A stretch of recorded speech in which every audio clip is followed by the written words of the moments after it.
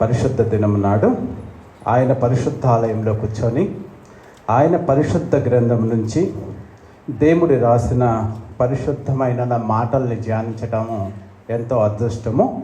ఆయన మాటల గురించి మనం కొంచెంసేపు మాట్లాడుకుందాము. అపోస్తలుల కార్యములు 14వ అధ్యాయము 22వ వచనము చదువుకున్నాం. అపోస్తలుల కార్యములు 14వ అధ్యాయము 22వ వచనం. శిష్యుల మనస్సులను దృఢపరిచి విశ్వాసమందు నిలకడగా ఉండవలెననియు అనేక శ్రమలను అనుభవించి మనము దేవుని రాజ్యంలో ప్రవేశింపవలెననియు వారిని హెచ్చరించిరి.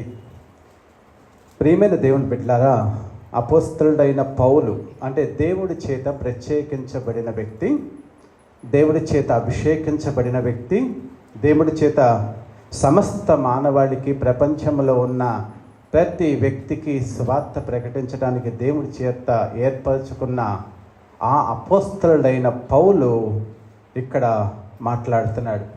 ఏం చేస్తున్నాడంటే శిష్యులను మనస్సులను దృఢపరుస్తున్నాడు. అంటే శిష్యులు అంటే యేసుక్రీస్తుని నమ్ముకున్న వ్యక్తులు, అంటే విశ్వాసులు, క్రైస్తవులు. వీళ్ళ మనస్సు చంచలంగా ఉంటుంది. ఏదన్నా కష్టం వచ్చినప్పుడు, ఆపదలు వచ్చినప్పుడు, ఏదన్నా ఒకటి జరగబోతుంది కొంతకాలంలో, ఉద్యోగం వస్తుందా లేదా, లేకపోతే ఏదో సంథింగ్, ప్రతి దాంట్లో చంచలంగా ఉండి దేవా దేవా దేవా నన్ను కాపాడు, నాకు న్యాయం చేయి, న్యాయం చేయి, న్యాయం చేయమని అంటే దేవుడు పట్ల దృఢమైన బలమైన విశ్వాసము, దేవుడు నా జీవితంలో నాకు కావలసిన నేను కోరుకున్న దానికంటే అత్యద్భుతమైన బహుమానాల్ని, ఆధిక్యతని, ఆశీర్వాదాలని దేవుడు నాకు ఇవ్వడానికి సిద్ధంగా ఉన్నాడు నా పరమ తండ్రి అనే ఒక దృఢమైన విశ్వాసం లేకోకుండా, పరిపక్వత లేని విశ్వాసంతో దేవా నాకు ఇది చెయ్యి, అది చెయ్యి, ఇది చెయ్యి అని చంచలంగా ఉన్న వ్యక్తులతో వాళ్ళ మనసుల్ని దృఢపరుస్తూ కొన్ని మాటలు చెప్పాడు.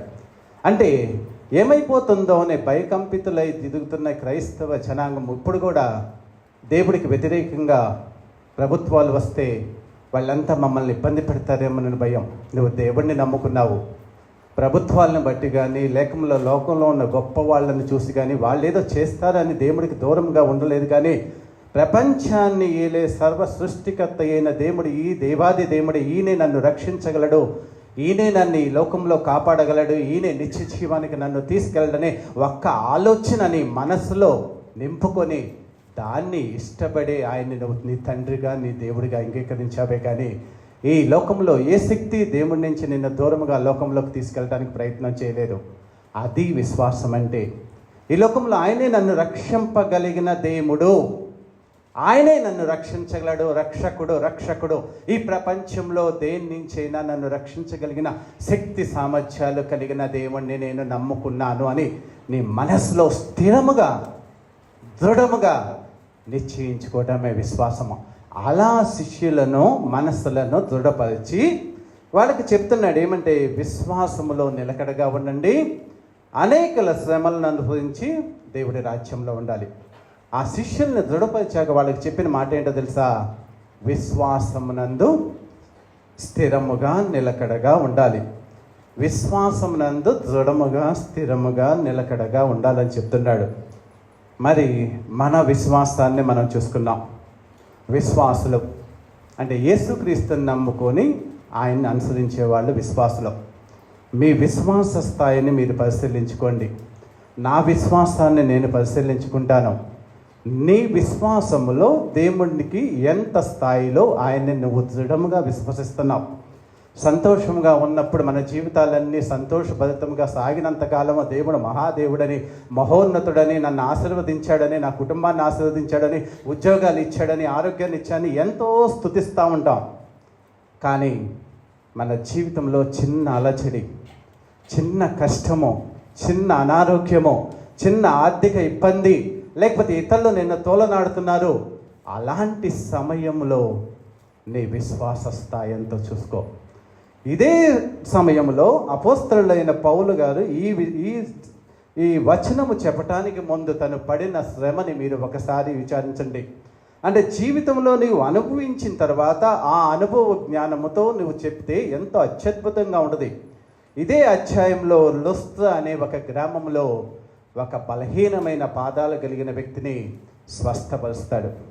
అయితే అక్కడ ఉన్న ప్రజలంతా బలహీనమైన పాదాల వాళ్ళని వీళ్ళు రక్షించారంటే, స్వస్థపరిచారంటే గొప్ప దేవుడి యొక్క దూతలు, దేవుడి దూతలని ఇతన్ని బర్నబాని ఆరాధించడానికంటే, వాళ్ళకి పూజలు చేయడానికి, వాళ్ళని పొగడటానికి దండలు తీసుకొచ్చి వాళ్ళని దేవుడి యొక్క ప్రతినిధులుగా వాళ్ళని పూజించటానికి సిద్ధపడితే, అవియ్యలారా మేము మనుషులమే, మేము దానికి కాదు, సృష్టికర్త అయిన దేవాది దేవుడు యేసుక్రీస్తు ఉన్నాడు, ఆయన్ని మాత్రమే విశ్వసించండి అనే వీళ్ళు దేవుడి స్వార్థను ప్రకటిస్తే, ఈ పౌలుని రాళ్ళు తీసుకొని కొట్టి చచ్చిపోయాడు అనుకొని ఆ ఊరు బయటికి విసిరేస్తారు.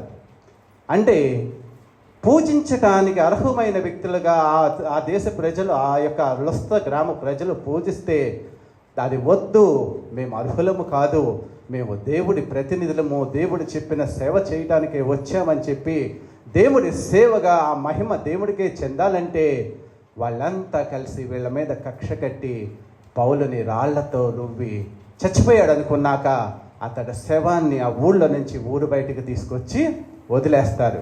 అది 14వ అధ్యాయంలో 19వ వచనం చదువుతాను నేను. అంతియొక నుండి ఈకోనియా నుండి యూదులు వచ్చి జన సమూహములను తమ పక్షముగా చేసుకొని పౌలు మీద రాళ్ళు రువ్వి అతడు చనిపోయిననుకొని పట్టణము వెలుపలికి అతన్ని ఈడ్చిరి. పైన వాళ్ళని గణపరుస్తామనుకున్నారు దేవుడి ప్రతినిధులని. మేము అందుకు అర్హులము కాదు, మేము సామాన్యమైన మానవులము, ప్రజలము అని ఎప్పుడైతే చెప్పారో అప్పుడు వ్యతిరేకత, సైతాను వాళ్ళ మీద దొమ్మిగొచ్చి చంపడానికి ప్రయత్నించినప్పుడు ఆ ఊరు బయటకి ఇచ్చారు. అయితే ఏం చేశారంటే 20వ వచనం, అయితే శిష్యులు అతని చుట్టూ నిలిచి ఉండగా అతడు లేచి పట్టణంలో ప్రవేశించి మరునాడు బర్నబాతో కూడా దెర్బేకి బయలుదేరి వెళ్ళిపోయాను. వాళ్ళు ఆ పట్టణంలో సువార్త ప్రకటించి అనేకులను శిష్యులుగా చేసిన తర్వాత లుస్త్రకు, ఈకోనియా, అంతియొకు తిరిగి వచ్చారు. ఇక్కడ అతన్ని రాళ్లతో కొట్టి రువ్వి చంపేసేసి ఊరు బయటికి వీడ్చేస్తే, దేవుడు మరలా అతనికి తన యొక్క ఆత్మని పంపిస్తే తిరిగి చనిపోయిన వ్యక్తి తిరిగి లేచాడు. లేచాక ఏం చేశాడు? వెంటనే మరలా సువార్త సేవ చేయడం ప్రయత్నించాడు. అదే మనమైతే ఏం చేస్తామో, ఏదైనా కష్టం వస్తే ఏం చేస్తామో, వాళ్ళు నన్ను హింసించారు, వాళ్ళు నాశనం అయిపోవాలి దేవా అని ప్రార్థన చేస్తాం. వాళ్ళు మమ్మల్ని హింసిస్తున్నారని వాళ్ళ మీద ద్వేషం పెంచుకుంటాము, పాస్టర్లకు చెప్తాము, మన తోటి సహోదరులకు చెప్తా, అందరూ కలిసి అతను నాశనం అయిపోవాలి, అతని నుంచి నన్ను విడుదల కలిగించాలని చెప్పి దేవుడికి ప్రార్థన చేయమని ప్రార్థనా విన్నపాలను అడుగుతాం. కానీ పౌలు భక్తుడు అలా చేయలేదు. వెంటనే లేచాడు. ఆ వేరే సహోదరులతో కలిసి ఇంకొక పట్టణాల్లో సువార్త ప్రకటిస్తూ మరలా తిరిగి లుస్త్రకే వచ్చి వాళ్ళు ఎవరైతే ఆయన చంపేయడానికి ప్రయత్నించారో అదే గ్రామానికి వచ్చి వాళ్ళని క్షమించి ప్రేమ చూపించి ఆ స్థానంలో ఉండి అక్కడ ఉన్న శిష్యులకి చెప్తున్నాడు, తోడపరుస్తున్నాడు. ఏమని చెప్తున్నాడంటే, విశ్వాసమందు స్థిరముగా ఉండాలి. ఇక్కడ పౌలు భక్తుడి యొక్క విశ్వాస స్థాయిని మీరు చూడండి. ఏ సమయంలో విశ్వాసంలో స్థిరంగా ఉండమని చెప్తున్నాడు? అతడికి అంతకు మించిన కష్టం మన జీవితంలో కూడా ఎప్పుడు రాదేమో. అతడు చంపేసేదాకా రాళ్ళు రువ్వి అతన్ని బయటికి ఇచ్చినప్పుడు చెప్తున్న సాక్ష్యం. మరి నీవు నేను కానీ మన జీవితంలో ఏదైనా చిన్న కష్టం వచ్చినప్పుడు దేవుడికి నమ్మకంగా ఉంటామా లేదనేది మనల్ని మనం పరిశీలించుకుందాం. నీ విశ్వాసం ఎలా ఉంది? దేవుడిని నమ్ముకుంటాం, అందరూ నమ్ముకుంటాము. ఇక్కడ దేవుడి యొక్క విశ్వాస స్థాయిలో నువ్వు దృఢముగా ఉండి అనేక శ్రమలను అనుభవించిన తర్వాత ఆ నిత్యరాజ్యంలో ప్రవేశం వస్తుంది అని చెప్తున్నాడు. విశ్వాసంలో దృఢమైన స్థాయి ఉంటేనే నీవు శ్రమల్ని సహించగలవు. అప్పుడు దేవుడి రాజ్యంలో ఉంటాం. విశ్వాసానికి కర్త ఎవరు? యేసుక్రీస్తు. విశ్వాసాన్ని కొనసాగించేవాడెవరు? యేసుక్రీస్తు. ఆయన వైపు చూస్తూ నీ విశ్వాసాన్ని కొనసాగించమని హెబ్రీయులకు రాసిన పత్రిక 11వ అధ్యాయంలో, విశ్వాసమునకు కర్తయు దాన్ని కొనసాగించేవాడనైనా యేసు వైపు చూస్తూ మీ విశ్వాసాన్ని కొనసాగించాలి. మరి ఎవరిని చూసి మీరు క్రైస్తవులుగా విశ్వాసాన్ని కొనసాగిస్తున్నారు? మీ అమ్మనా, మీ నాన్ననా, మీ చెల్లినా, లేకపోతే మీ పాస్టర్ గారినా? లోకంలో మిమ్మల్ని నడిపించే వ్యక్తి ఎవరు? గైడ్ చేసే వ్యక్తి, విశ్వాసంలో ఆత్మీయంగా నువ్వు ముందుకు ఇలా సాగు అని చెప్పి నిన్ను నడిపించే వ్యక్తి ఎవరు? ఆ నడిపించే వ్యక్తి నిన్ను తిన్నగా దేవుడి మార్గంలో దేవుడు చెప్పిన విధంగా నడిపిస్తున్నాడా లేదా అనేది నిన్ను నువ్వు పరిశీలించుకో. మనుష్యుల్ని నువ్వు ఆధారం చేసుకుంటే మనుష్య మాత్రలు ఈ లోకంలో కొంతకాలమే ఉంటారు. కొంతకాలం తర్వాత వాళ్ళు గతించిపోయి మన కనుమరుగైపోయినప్పుడు నీ స్థాయి ఏంటి? ఆ రోజు దాకా వాళ్ళని ఆధారపడి వాళ్ళని అనుసరించి నడిచిన నీవు ఒక ఆధారము నీకు లేకపోతే అప్పుడు నువ్వు దిక్కులేని వాడివైపోతావు. కాబట్టి ఎల్లప్పుడూ సదాకాలము శాశ్వతగా ఉండి ఈ లోకంలో ప్రతి విశ్వాసికి ఆదరణగా ఉండి నడిపించడానికి తను జీవించిన జీవితాన్ని ఆదర్శంగా ఇచ్చిన ఆ యేసు క్రీస్తు వైపు చూస్తూ విశ్వాసమునకు కర్తయు దాన్ని కొనసాగించువాడునైనా యేసు వైపు చూస్తూ నీవు ఈ లోకములో నడవాలి అని యేసుక్రీస్తు చెప్తున్నాడు. మరి మనం ఎలా నడుస్తున్నాం? నీ విశ్వాసం ఎవరిని అనుసరిస్తుంది? బైబిల్ గ్రంథముని ప్రామాణికంగా అనుసరించి బైబిల్ గ్రంథంలో దేవుడు చెప్పిన వచనాలను అనుసరించి నువ్వు జీవిస్తున్నావా? లేకపోతే యేసుక్రీస్తు జీవించినట్లు జీవిస్తున్నావా? ఆయన ఉన్న 4 సంవత్సరాలు, ఆయన 33.5 సంవత్సరాల్లో 3.5 సంవత్సరాల సేవా జీవితంలో తను జీవించినట్లు జీవిస్తున్నావా? పేతురు భక్తుడు జీవించినట్లు జీవిస్తున్నావా? లేకపోతే అపోస్తలుడైన భక్తుడు జీవించినట్లు జీవిస్తున్నావా? యోసేపు జీవించినట్లు నువ్వు జీవిస్తున్నావా? షడ్రక్, మెషక్, అబెద్నెగోలు జీవించినట్లు నువ్వు జీవిస్తున్నావా? లేకపోతే దానియేలు లాగా జీవిస్తున్నావా? ఇస్కరియోతు యోధాలాగా జీవిస్తున్నావా? ఎవరిలాగా నువ్వు జీవిస్తున్నావు? నీ విశ్వాస స్థాయి ఏంటి? ఈరోజు దేవుడు నిన్ను అడిగితే నా కోసం నువ్వు నిలబడగలవా? ఈ లోకంలో ఒక శ్రమ వచ్చింది, ఒక కష్టం వచ్చింది, ఒక నీ మరణానికి తగిన పాత్రగా నిన్ను ఉండమంటే నువ్వు ఉండటానికి సిద్ధపడిన విశ్వాస స్థాయి నీలో ఉన్నదా లేదా అని దేవుడు అడుగుతున్నాడు. మరి మన విశ్వాసాన్ని మనం పెట్టుకున్నాం. ఒక విశ్వాసం అంటే నేను ఒక ఉదాహరణ చెప్తాను. ఒక యజమానుడి దగ్గర 2 పని వాళ్ళు ఉన్నారు. 2 పని వాళ్ళల్లో నమ్మకంగా పనిచేస్తూనే ఉన్నారు. ఒకనొక రోజు నాడు ఆ 2 పని వాళ్ళు బాగా కష్టపడటం మూలంగా 2కి కొంచెం అనారోగ్యం వస్తుంది. 2కి జ్వరం వచ్చింది, బాగోదు, ఒంట్లో కష్టపడి మళ్ళీ ఆ యజమానుడి దగ్గరికి వెళ్ళలేని స్థితి. అయితే ఒక వ్యక్తి ఇంటి దగ్గరే ఉండిపోతాడు. ఉండిపోయి యజమానికి కబురు పంపిస్తాడు, అయ్యా నాకు ఒంట్లో బాగోలేదు, నువ్వు నాకు డబ్బు పంపించు, నేను హాస్పిటల్కి వెళ్తాను, మళ్ళా తిరిగి వచ్చాక నీ సేవ చేస్తానంటాడు. కానీ రెండో అతను ఏం చేస్తాడంటే అలాగే బాగోపోయినా కానీ మరలా తన యజమానుడి దగ్గరికి వెళ్ళి అలాగే సేవ చేస్తూ ఉంటాడు. ఆ రోజు ఉదయం నుంచి వెళ్ళి పనిచేస్తూ ఉంటే ఆ యజమానుడు అతను కనిపెడతాడు, ఏంటి రోజు ఆరోగ్యంగా ఉండే వ్యక్తివి కదా, రోజు హుషారుగా ఉండే వ్యక్తి కదా, రోజు సంతోషంగా నీ మొహం కళకళలాడిపోద్ది కదా, ఈరోజు ఏంటి ఇంత నీరసంగా ఉన్నావని చెప్పి నిన్ను గమనిస్తూ ఉంటే కొంచెం సేపు అయ్యాక నిన్ను అడుగుతాడు, ఏంటి ఇలా ఉన్నావంటే, అయ్యా నాకు బాగోలేదయ్యా, మరి రెస్ట్ తీసుకోవచ్చు కదా ఇంటి దగ్గర అంటే, లేదయ్యా నీకు సేవ చేయటంలో ఉన్న ఆనందము, నీ దగ్గర నాకు సంతోషం ఉంటుంది, నీవు నా యజమానివి, నీ దగ్గరే నాకు సంతోషం ఉంటుందని చెప్పి ఆ పని చేస్తూ పడిపోతే ఆ యజమానుడు ఏం చేస్తాడంటే అతని ఇంట్లోకి తీసుకెళ్ళి మంచి ఆహారం పెట్టి మంచి వైద్యుడిని తీసుకొచ్చి అతనికి వైద్యం చేయించి తర్వాత అతన్ని ఆరోగ్యంగా రికవర్ అయ్యేతోటికి తన వంటలను ఉంచుకొని తనకి కావలసినన్ని ఇచ్చి జీవిత కాలమంతా అతనికి కావలసి ఇవ్వమని చెప్పి తన దాసులకు చెప్పి పంపించి అతనికి పంపిస్తాడు. మరి ఇద్దరిలో ఎవరిది విశ్వాసమో? అవసరమైనప్పుడు దేవా నేను నీ సన్నిధానానికి రాను, నీ సన్నిధికి రాను, నా ఇంట్లోనే ఉంటాను, నువ్వు నాకు కావలసిన ఆరోగ్యాన్ని ఇవ్వు, నాకు కావలసిన ఆస్తిని ఇవ్వు, నాకు కావలసిన జ్ఞానాన్ని ఇవ్వు, నేను కోరుకున్న ప్రతిదీ ప్రార్థనలో ఏదైతే అడుగుతున్నానో, పాస్టర్ గారిని అడుగుతున్నానో, పాస్టర్ అమ్మని అడుగుతున్నానో, మిగతా వాళ్ళు ప్రార్థన చేస్తున్నారో అవన్నీ నాకు దయచేయి. కానీ నేను నీ సన్నిధిలో నీ సేవ చేస్తూ నిన్ను ఆరాధించి నీ సన్నిధిలో పరవశించిపోయి నిన్నే ఆరాధించే వ్యక్తిగా ఉండటానికి మాత్రము ఇష్టపడినని ఇంటి దగ్గర ఉండే వ్యక్తిలో ఆ యొక్క విశ్వాస స్థాయి ఏంటి? ఆ యజమానుడి దగ్గరే ఉండి తన జీవితాన్ని అలాగే జీవిస్తూ ఆయన యొక్క ఆదరణలో, ఆయన ఆశీర్వాదంలో, ఆయన సన్నిధిలో సంతోషిస్తూ జీవించాలనుకునే ఆ వ్యక్తి యొక్క విశ్వాసము, ఆ పట్ల ఉన్న ప్రేమలో ఉన్న స్థాయిని తెలుసుకోవాలి. మీ విశ్వాసం ఏ స్థాయిలో ఉంది? ఎప్పుడూ దేవుణ్ణి అడగటమేనా? ఎప్పుడు దేవుడి నుంచి ప్రతిదీ జీవిత కాలం అంతా చివరి దాకా ప్రతిదీ దేవుణ్ణి అడగటమేనా? సృష్టిలో దేవుడు ప్రతిదీ చూస్తున్నాడు. ఏది ఆయన కన్నులకు మరుగు కాదు. నీకు రాకముందే, నీకు జరగకముందే ఇది జరగాలని దేవుడి చిత్త ప్రకారం దేవుడు నిర్ణయించి యేసుక్రీస్తు సిలువలో చనిపోతున్నప్పుడు కూడా తండ్రి అయిన దేవుడు ఆకాశం నుంచి అలాగే చూస్తూ ఉన్నాడే కానీ, అంటే జరగాల్సిన దాన్ని జరిగేటట్లుగా దేవుడు చేయించగలడు. నీవు అనుకున్నంత మాత్రాన, నీవు కోరుకున్నంత మాత్రాన అది ఆగిపోదు. కానీ దేవుడి చిత్తములో అది జరగాలని ఉంటే అది జరుగుతూనే ఉంటుంది. నువ్వు ఎంత ప్రార్థన చేసినా దేవుడు వినడం. కానీ అది దేవుడి చిత్తమైతే నీ జీవితంలో సంతోషం కలిగించాలి, నిన్ను ఆశీర్వదించాలి. దేవుడి యొక్క విశ్వాసంలో నీ స్థాయిని చూసిన తర్వాత నీవు ఆయన చేత ఆశీర్వదించబడిన వ్యక్తిలాగా సమాజంలో నువ్వు ప్రదర్శించబడాలి అనుకున్నప్పుడు దేవుడు నీ జీవితంలో చిత్తం చేయటం మొదలు పెడతాడు. అంటే ఆయన చేత ప్రేమించబడే వ్యక్తిగా నువ్వు మార్చబడాలి. యేసుక్రీస్తు సిలువ దగ్గర ఉన్నాడు. అందరూ పారిపోయారు. అందరూ శిష్యులే కదా, అందరూ 3.5 సంవత్సరాలు ఆయనతో పాటు ఉన్నవాళ్లే కదా. కానీ యోహాను ఒక్కడే ఆ సిలువ దగ్గర నిలబడి ఉన్నాడు. అతన్ని చంపేయరా?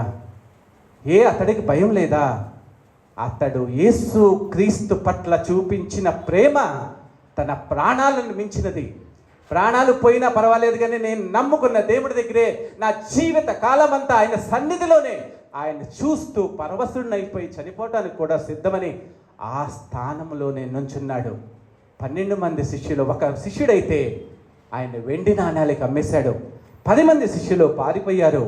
ఒక్క శిష్యుడు మాత్రము ప్రాణాలను సహితము లెక్క చేయకుండా ఆయన ఎదురుగా నుంచొని ఆయన ముఖ దర్శనము చేసుకుంటూ నిన్ను చూస్తూ ఈ లోకంలో దేన్నైనా జయించవచ్చు అన్నాడు. అది విశ్వాసం అంటే. ఆ విశ్వాస స్థాయిని బట్టి ప్రియమైన శిష్యుడిగా కొనియాడబడ్డాడు. తన ప్రత్యక్షతని ప్రకటన గ్రంథంలో చూపించి పరలోక దర్శనమే. అక్కడ దేవుడు ఎలా పూజించబడుతున్నాడు, దేవుడు ఎలా ఆరాధించబడుతున్నాడు, దేవుడి యొక్క సన్నిధి ఎలా ఉంది, పరలోక పట్టణం ఎలా ఉంది, నూతన యెరూషలేము ఎలా ఉంది, దేవుడు ఎలా రాబోతున్నాడు, ప్రపంచం ఎలా అంతమైపోతుంది అని శాశ్వతమైన దేవుడి యొక్క రహస్యాన్ని, మర్మాన్ని ఆ ప్రియమైన శిష్యుడి ద్వారా ఈ ప్రపంచానికి విసిదపరిచాడంటే ఈ శిష్యుడు ఎంత అదృష్టమో, ఎంత భాగ్యం చేసుకున్నట్లు, ఎంత ఆశీర్వదించం. ప్రపంచంలో ఉన్న ప్రతి క్రైస్తవుడికి దేవుడి మనసు అంతరంగంలో ఉన్న మర్మాన్ని, ప్రపంచ అంతం గురించిన మర్మాన్ని చెప్పగలిగినంత దేవుడి మనసుని దోచుకున్న వ్యక్తిలాగా బైబిల్లో కీర్తించబడుతున్నాడు. అది విశ్వాసం అంటే, దృఢమైన విశ్వాసం అంటే. మరి మనం ఎలా జీవిస్తున్నామో, దేవుడికి అలాంటి వాళ్ళే కావాలి. యోసేపు ఉన్నాడు. యోసేపు ఎలాంటి వాడు? ఎన్ని కష్టాలు పడ్డాడు. సహోదరులు చంపేయడానికి ప్రయత్నించారు, ఇతరులకు అమ్మేశాడు, బానిసలాగా వేరే దేశంలోకి వెళ్ళిపోయి జైల్లో ఉన్నాడు. అయినా కానీ దేవుడితో నమ్మకంగా ఉన్నాడు. తన సహోదరులు వస్తే వాళ్ళని క్షమించాడు, ప్రేమించాడు. అంటే తన సహోదరుల్ని క్షమించి ప్రేమించగలిగిన విశ్వాసాన్ని యోసేపు ప్రకటించాడు. మరి మీరు ఎవరినన్నా ప్రేమించగలరా, క్షమించగలరా? విశ్వాసంలో మొట్టమొదటి స్థాయి ఏంటో తెలుసా? క్షమించటమే. నువ్వు ఒక వ్యక్తిని క్షమించే గుణము నీలోకి వస్తేనే నువ్వు ఆ వ్యక్తిని ప్రేమించగలవు. కానీ నువ్వు ఎదుటి వ్యక్తిని క్షమించలేనంతకాలము నేను ప్రేమించానంటే అంతకు మించిన అబద్ధము ప్రపంచంలో ఏదీ లేదు. ఒక వ్యక్తి ఒక తప్పు చేశాడు, మన పిల్లలే కావచ్చు, ఏదన్నా వెళ్ళి తీసుకురమ్మంటే వస్తా పడేయచ్చు. కానీ ఆ క్షమించే గుణం లేకోకుండా నువ్వు ఆ బిడ్డని ప్రేమించానని చెప్తే ఎలా ఉండదంటే అది చాలా, అంటే పిల్లలు కూడా నీ విషయాన్ని నమ్మని స్థాయిలో ఉంటుంది. అంటే క్రైస్తవుడిగా నీ విశ్వాసంలో మొట్టమొదట క్షమాగుణాన్ని నువ్వు కలిగి ఉండాలి అని చెప్తున్నాడు. ఇక్కడ యోసేపు ఏం చేశాడు? తన సహోదరుని క్షమించాడు, తర్వాత ప్రీతిగా మాట్లాడి ప్రేమించినట్లుగా ఉంటుంది. అది విశ్వాసం అంటే. దేవుడు అందుకనే యోసేపుని ఎంతో ఆ దేశంలో గొప్ప ఘనత కలిగిన వ్యక్తిగా తీర్చిదిద్దాడు అన్న సత్యాన్ని మనం తెలుసుకోవాలి. యోనా గ్రంథం మీరు ఒకసారి చదువుకోండి. యోనా గ్రంథంలో 4 అధ్యాయాలు ఉంటాయి. యోనాని దేవుడు పిలిచి నువ్వు నీనేవేకెళ్ళి ప్రకటించమంటాడు. వాళ్ళంతా కొంచెం చెడు నడతల్లో నడుస్తున్నారు, వాళ్ళని హెచ్చరించంటే నీనేవేకి వెళ్ళకోకుండా తర్షీసు వెళ్ళే ఓడ ఎక్కి దేవుడి యొక్క మాటని వాళ్ళకి తెలియదు, నీనేవే ప్రజలకు దేవుడేమీ ఆజ్ఞాపించలేదు ఇలా జీవించమని. కానీ వాళ్ళ ప్రవర్తన నచ్చక దేవుడు వాళ్ళని హెచ్చరించమని తన సేవకుడు చెప్తే, తన సేవకుడు ఆ ప్లేస్కి వెళ్ళకోకుండా దేవుడు చెప్పిన శాసనాన్ని దేవుడు ప్రత్యక్షంగా మాట్లాడిని ధిక్కరించి, ఆజ్ఞాతిక్రమమే పాపము, పాపానికి జీతము మరణం అంటాడు. అలాంటి దేవుడు ఇచ్చిన ఆజ్ఞను ఉల్లంఘించి తర్షీసు పారిపోతుంటే దేవుడు అతన్ని చేప కడుపులో పడేసినట్లుగా మీకు తెలుసు. అయితే 2వ అధ్యాయంలో అయ్యా నన్ను క్షమించు, పాపం చేస్తానని ప్రార్థన చేస్తాడు. 2వ అధ్యాయం అంతా చేప కడుపులో ఉండి ప్రార్థన చేస్తూనే ఉంటాడు. దేవుడు తన పాపాన్ని క్షమించాడు. అంటే దేవుడు చెప్పిన దాన్ని ఉల్లంఘించి పారిపోతుంటే, తప్పు చేశాను దేవా నన్ను క్షమించంటే 2వ అధ్యాయంలో ప్రార్థన చేస్తే యోనాని దేవుడు క్షమించాడు. 3వ అధ్యాయంలో దేవుడు ఆ చేపకి ఆజ్ఞాపిస్తే నీనేవే పట్టణం యొక్క సముద్రపు అంచుల్లో చేప వదిలేసిద్ది. అక్కడ దిగి ప్రకటిస్తూ ఉంటాడు. ప్రకటిస్తా, అయ్యా నీనేవే ప్రజలారా, మీరు దేవుడికి వ్యతిరేకంగా జీవిస్తున్నారు, దేవుడు మిమ్మల్ని చంపేస్తాడు, 40 దినాల్లో ఉగ్రత వస్తుంది, మీరు వస్తుందనే చెప్పాడు. కానీ మారు మనసు పొందండి అని చెప్పడం. దేవుడి ఉగ్రత మీ మీదకి వస్తుందని చెప్తుంటే ఆ దేశ ప్రజలంతా రాజు మొదలుకొని పశువుల వరకు ఉపవాసం ఉండి బూడిదలో కూర్చొని గోని పట్టలు కట్టుకొని దేవుడి సన్నిధానంలో చెడు నడతల్ని వదిలేసేసి మంచిగా ఉపవాసం ఉండి జీవిస్తుంటే దేవుడు ఆకాశం నందు చూసి వాళ్ళ యొక్క మార్పుని, పశ్చాత్తాపాన్ని, పాప క్షమాపణ కలిగిన వాళ్ళ జీవితాన్ని దేవుడు గమనించి పశ్చాత్తప్తుడై వాళ్ళ మీదకి వస్తానన్న కీడుని ఉపసంహరించుకున్నాడు. మరి ఇప్పుడు మనమైతే ఒక చోటుకి వెళ్ళిపోయి ఆ ఊళ్ళో ప్రజల్ని నువ్వు ప్రకటించంటే, ఆ ప్రకటిస్తే వాళ్ళంతా దేవుడి యొక్క క్రైస్తవులుగా మారిపోతే నువ్వెంత సంతోషపడతావో. దేవా నువ్వు పంపించావు ఈ గ్రామానికి, నేను నీ సువార్త ప్రకటించని వీళ్ళందరినీ నీ శిష్యులుగా మార్చుకున్నావు, నీకు సంతోషం దేవా, థ్యాంక్స్ దేవా, కృతజ్ఞతలు దేవా అని చెప్పి నువ్వు దేవుడికి వందనాలు వాళ్ళందరితో కలిసి ఒక పెద్ద ప్రార్థనా కూటం పెట్టుకొని అందరితో కృతజ్ఞత థ్యాంక్స్ గివింగ్స్ ప్రేయర్ పెడతావు. కానీ ఇక్కడ యోనా యొక్క మనసు చూడండి, ఎందుకు వాళ్ళని క్షమించావు దేవా, వాళ్ళు పాపాత్ములు కదా, పశ్చాత్తాప పడినట్లు కనపడుతున్నా కానీ అతని కళ్ళు ఎలాగున్నాయంటే క్షమించలేని స్థితిలో ఉన్నాయి. ఆ వ్యక్తుల్ని దేవుడు క్షమించినా కానీ మనుషుడుగా క్షమించలేనంత మూర్ఖత్వపు స్థితిలో ప్రపంచము ఉన్నది. నువ్వు చేసిన ప్రతి తప్పుని దేవుడు క్షమిస్తున్నాడు, కానీ మనం మటుకు ఏ వ్యక్తి తప్పుని క్షమించి అతన్ని ప్రేమించే అంత మంచి మనసు మనకు లేదు. మరి దేవుడు ఈ అధ్యాయాన్ని ఎందుకు పెట్టాడో తెలుసా? దేవుడు క్షమాపణకి ప్రతి వ్యక్తి అర్హుడే, కానీ ఆ క్షమించడానికి అర్హుడైన దేవుణ్ణి నమ్ముకున్న ఏ వ్యక్తి కూడా ఇతర వ్యక్తుల్ని క్షమించలేకపోతున్నాడు. అలాంటి క్షమాగుణం లేని మనుషుల్ని చూసి దేవుడు బాధపడుతూ ఎంతో ఆవేదన చెందుతూ ఉన్నాడు. అదే మళ్ళా లూకాసు వార్తలో దేవుడు 19వ అధ్యాయం ఒకసారి చూస్తే, యేసుక్రీస్తు ఈ లోకంలోకి వచ్చిన తర్వాత తన శిష్యులతో కలిసి తిరుగుతూ ఉన్నప్పుడు ఒక ఊళ్ళోకి వెళ్తానికి యేసుక్రీస్తు ప్రయాణమై వెళ్తుంటే ఆ ఊళ్ళోకి రానివ్వరు. ఆ ఊళ్ళోకి రానివ్వకపోతే యోహాను పేతురు ఏం చేస్తాడో తెలుసా? దేవా వీళ్ళని నిన్ను ఊళ్ళోకి రానివ్వట్లేదు కాబట్టి ఆకాశం నుంచి అగ్ని దిగి వచ్చి వీళ్ళని దహించి వేసేటట్లుగా ఆనాడు ఏలియాకి ఇచ్చిన అలాంటి వరాన్ని మాకు దయచేయి దేవా అని అడుగుతుంటే దేవుడు వాళ్ళని ఏమంటాడో తెలుసా? వీళ్ళని నేను రక్షించడానికి వచ్చాను, వీళ్ళ పాపాలన్నింటినీ క్షమించి పైనుంచి ఆకాశం నుంచి నేను మనుషుగా తగ్గించుకొని ఈ లోకానికి వచ్చి వాళ్ళ కోసం చనిపోయి వాళ్ళని నీతిమంతులుగా తెచ్చి పరలోక రాజ్యానికి తీసుకెళ్ళటానికి వస్తే వాళ్ళని మీరు నాశనం చేసేస్తారంటే ఏంటి అని చెప్పి వాళ్ళని గద్దించినట్లుగా ఉంటుంది. లూకాసు వార్త 9వ అధ్యాయం 51 నుంచి 56వ వచనం వరకు మీరు చదువుకోండి. అప్పుడు 54వ వచనం నేను చదువుతాను. శిష్యులైన యాకోబును యోహాను అది చూసి, ప్రభువా ఆకాశం నుండి అగ్ని దిగి వీరిని నాశనం చేయనట్లు మేము ఆజ్ఞాపించడానికి ఇష్టమా అని అడుగుగా ఆయన వారి తట్టు తిరిగి వారిని గద్దించెను. ఆ గద్దించిన అనే దానికి ఫుట్నోట్లో మీరు ఎట్టి ఆత్మ గలవారో మీరు ఎరుగరు, మనుష్య కుమారుడు మనుష్యుల ఆత్మలను రక్షించుటకే కానీ నశింప చేయుటకు రాలేదని చెప్పాడు. మరి ఇదే చెప్పడానికి ముందు యేసుక్రీస్తు పరలోకమందున్న మీ తండ్రికి మీరు కుమారులు అయినట్లు మీ శత్రువులను ప్రేమించుడి అని ఆజ్ఞాపించాడు. మత్తయి సువార్త 6వ అధ్యాయంలో ఉంటుంది. దేవుడి కుమారులు మీరు అవ్వాలంటే మీ శత్రువుల్ని క్షమించాలి.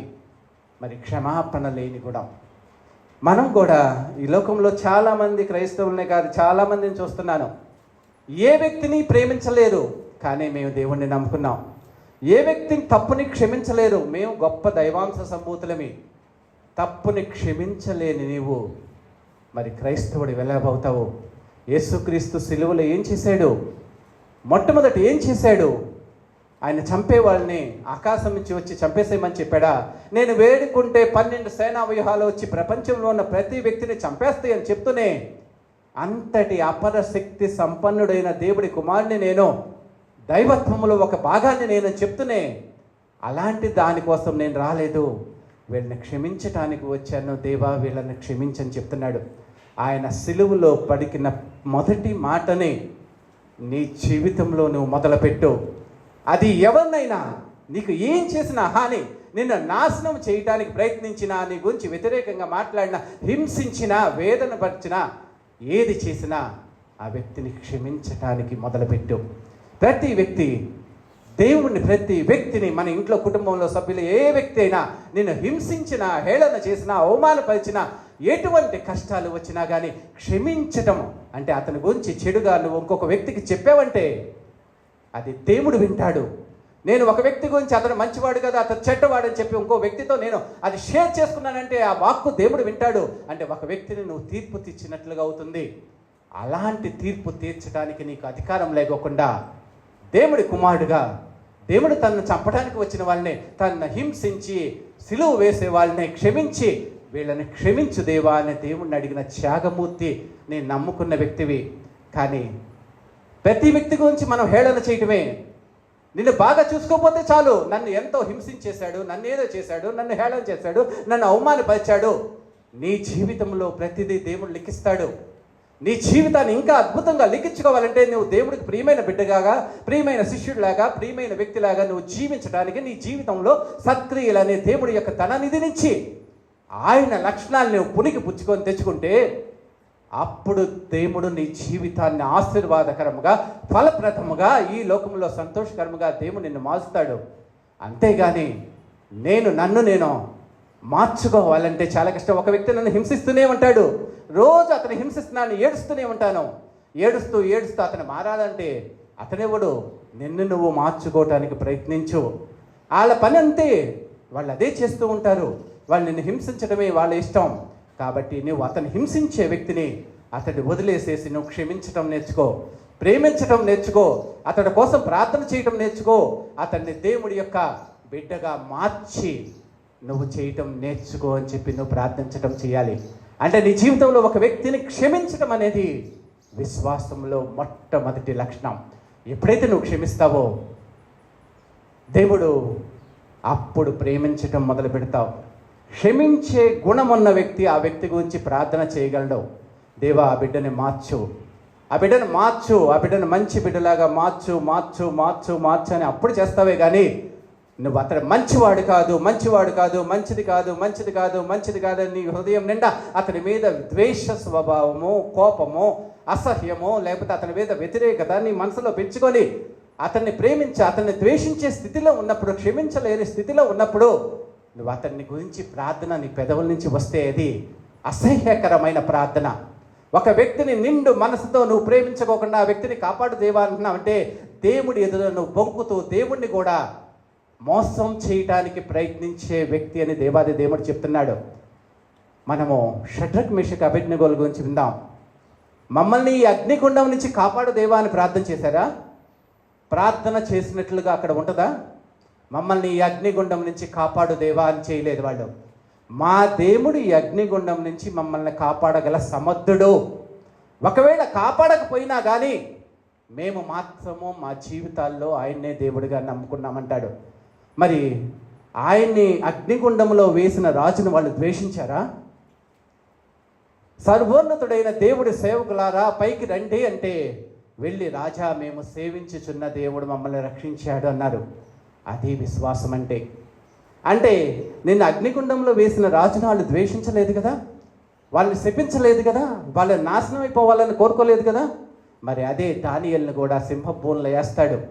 ఆ రాజు సింహపు బోను దగ్గరికి తెల్లారి వచ్చేసేసి నీవు సేవించుచున్న దేవుడు నిన్ను రక్షించాడా దానియేలు అంటే, రాజా నా దేవుడి ఎదుట నా క్రియలు న్యాయంగా కనపడినాయి కాబట్టి నా దేవుడు నన్ను రక్షించాడంటే ఆ దేవుణ్ణి స్తుతించి ఘనపరిచి కొనియాడాడు.